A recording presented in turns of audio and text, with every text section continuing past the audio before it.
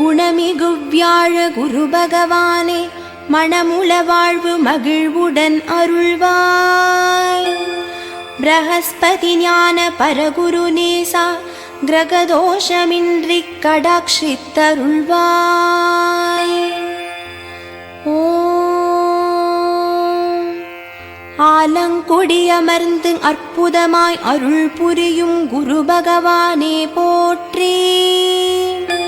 கிரகமண்டலத்தில் குபேர திசை நோக்கி சதுரமான ஆசனத்தில் வீற்றிருப்போனே போற்றி. தேவர்களுக்கு குருவாய் விளங்குபவனே போற்றி.